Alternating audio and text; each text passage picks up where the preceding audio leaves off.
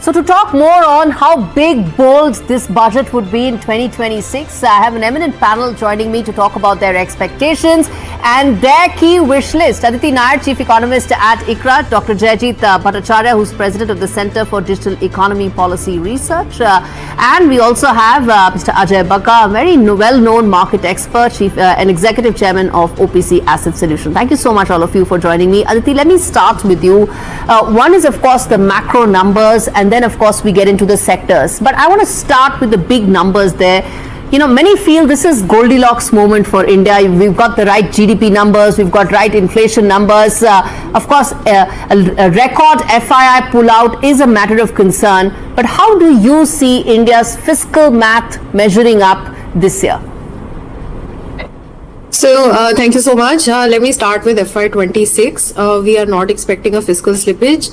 Overall, there will be some hits and misses as far as the revenues and expenditures are concerned, but we're expecting the overall fiscal deficit to be in line with what was budgeted for this year. For FY27, we are now assuming that the budget will bake in about a 10 to 10.5% nominal GDP growth, given the kind of real growth that has been indicated by the ECO survey yesterday. And in our view, this is going to be a year where tax revenue growth will be a bit subdued. There will be an overhang from the GST side in particular, the rationalization as well as the cess going away. On the expenditure side, we are hoping that whatever space is there will get prioritized towards capex. Okay. 1 percentage point reduction in the debt to GDP ratio, and we believe that a 4.3% of GDP fiscal deficit is tenable with all of these assumptions. So I'll tell you why I feel that the debt to GDP numbers coming down could be tricky, is simply because there are 5 very important state elections this year, and at the end of the day, that trade-off is what essentially the budget making exercise is all about. But Dr. Bhattacharya, I want to bring you in on your expectations in terms of what do you think the priority or the focus areas could be for the FM this year. There is a growth momentum going, so there are tailwinds there, but at the same time there are global political headwinds as well. Yeah, I totally agree, and I was going to amplify what you just said a little while ago. There are also pressures because of the geopolitics in terms of increased defense spending. So there are large holes that have suddenly come up, and therefore it will be difficult for the government to balance without increasing a bit of the debt to GDP. But thankfully we are back on the same glide path as we were in terms of fiscal deficit before COVID happened, which is almost a sign that we have been able to absorb the total impact of COVID in the 5 years since COVID got over. So those are positive signs. So we are back onto the growth track. But if I go back to what the economic service said, is that the cost of capital in this economy is going up because of the current account deficit. And that's a big hole again. If you look at the current account deficit with just China, it's $100 billion. And the budget is the right time to actually address this. There are structural cost differences between India and China. And clearly the deficit with China in terms of trade is one of the elephants in the room. We need to address it in order to have a secular continued growth for India, which is sustainable. And therefore, some of the the basic custom duty interventions needs to be made in areas such as viscose filament yarn or PNCB and isopropyl alcohol, which are critical for downstream pharmaceuticals, for our energy security. So if I were to just take on the custom duty bit, just to simplify and to tell our viewers, yesterday you had the chief economic advisor saying that Swadeshi is a very legit economic tool in times of global political turmoil that we are seeing. Is that then a precursor to India now ensuring that it gives more bulwarks to its sectors that are going to be most exposed, whether it's leather, toys, footwear, textiles, all of those sectors? Absolutely, yes. And I also would like to add that people should not confuse between Swadeshi and license Raj. So in the 60s, we were brought down not because of Swadeshi, but because of license Raj. There has to be a extreme competition in this country, but with a focus on ensuring that there is domestic production and domestic capacities. Because of activities such as dumping by imports, we end up destroying our capacities. In fact, another is saying that when war happens, people put bombs on each other's factories.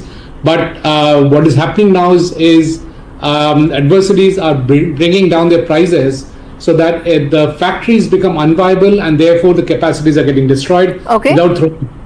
And hence the budget comes in as the Sudarshan Chakra. It protects and safeguards our capacities, and that's very critical as we move forward. All right. Mr. Bagga, let me bring you in on the other side to it, which is that what is it that markets, global investors are looking at in this budget? There has been a record FII pullout, $18 billion no less.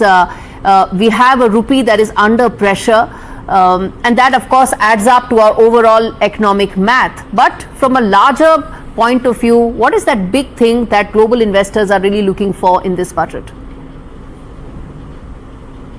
Yeah, see, global investors are largely looking for policy continuity and, tax regime which is predictable, which is long term.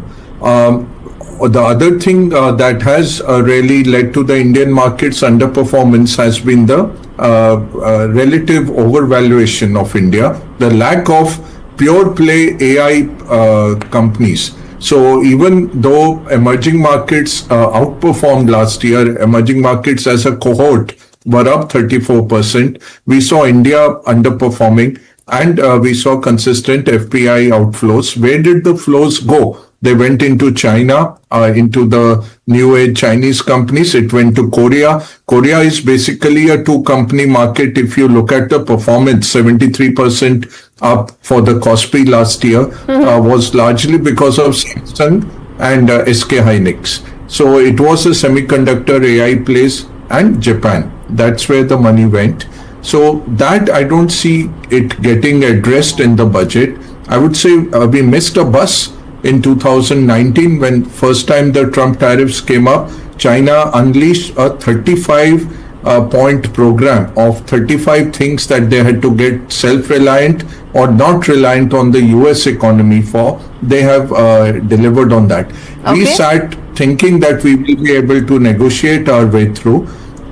This budget is a small step, but I think the bigger issue for us will be to what the economic survey mentioned, bringing up that Swadeshi. We need to have a 20-30 point module like the Chinese did over the last 6 years. All right. Aditi, do you expect that big 30-point program to be outlined in the budget, essentially setting the roadmap for our manufacturing sector, for our overall, maybe even PLI scheme? It could be expanded to include some of the other sectors. Right now, it's done wonders, but only in electronics per se. Maybe that could be expanded. That could be part of the overall 2030 roadmap, so to say.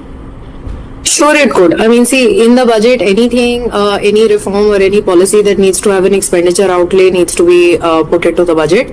Otherwise, the whole year is there. Reforms and new schemes can be announced at any point in time.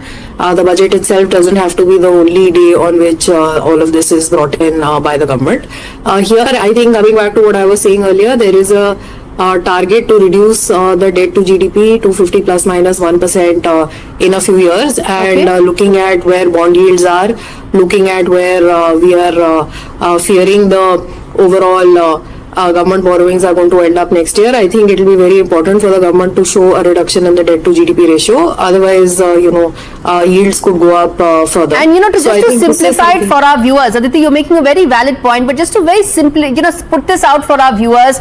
When government starts borrowing at a very large scale, what happens is that private sector, it sort of crowds out money that's available for private sector, which means that they're not able to get money, or they get it at very expensive rates.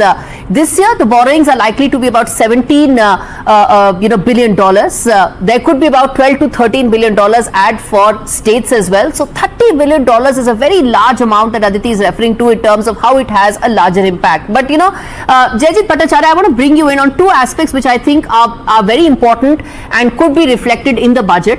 First is the fact that this is the first budget after Operation Sindoor. The government has made it very clear Operation Sindoor is still underway. Indigenous defense manufacturing is now a very integral part of our national security aspirations. How important do you think defense outlay is going to be, and are we going to breach that 25% levels that we have in terms of capex? So, as you rightly said, defense is going to be critical, and that's the black swan that's impacting the budgeting process. For sure, we need very immediate and large sums of investments into defense. Will the government be able to balance it in a manner that we still don't breach our fiscal deficit goals? I believe the government should be able to pull it off, which means that there would be curtailments elsewhere. But as we see that there has been, I believe, about 4 times increase in capital investment since 2018 by the government. So there is already very significant amount of investment that has been made into both physical infrastructure, which is ports and roads and so on, as well as a lot of digital infrastructure has been invested into. Okay. I think Bharat 3 is a great example. So I think the government will end up doing a balancing act. And also a lot of the defense procurement, the payments may not go immediately in this year. Yes. So we'll have time in the next 1 to 2 years, 3 years to actually balance the accounts and make sure that we stay within the fiscal deficit glide path. All right. So India does have one of the largest defense budgets in the world, but a lot of it actually goes in pensions, salaries and operational expenses, and not so much on capex and building defense manufacturing, which is what the long recurring concern has been. Mr. Bagga, let me, before I wrap this up, let me give you the final word here, which is that this is the first budget after Donald Trump's 50% tariffs. Also the first budget since India decided to, sort of diversify its trade ties, signed up and mother of all trade deals with EU, did one with UK as well. Do you see that commentary, that roadmap to be reflected in the budget as well? Yeah, definitely. It's a very good point. I think textiles, gems, jewelry, leather goods, specialty chemicals, intermediate machinery, expect some packages for all these which have been impacted by the US tariffs. So expecting something, especially for textile, it's a very huge job employer. Construction is taken care of in the infrastructure budget. So expect these impacted sectors to get a package. Okay. Overall, I think we will get a 4.2 odd fiscal deficit number. I'm looking also, Gauri, at if we will get a disinvestment target which is higher. There's 40 lakh crores which the government owns in the stock market, and you have very good examples like Hindustan Zinc or Nil Mangla and all. So if the government goes for that and takes a higher target, I think that will be very positive for the market. All right, I'm going to leave it there. Thanks much, all three of you, for joining in this very special edition of India Essence. All eyes now on Nirmala Sitharaman's Bai Khata and what does it have in store. Thank you so much for joining me.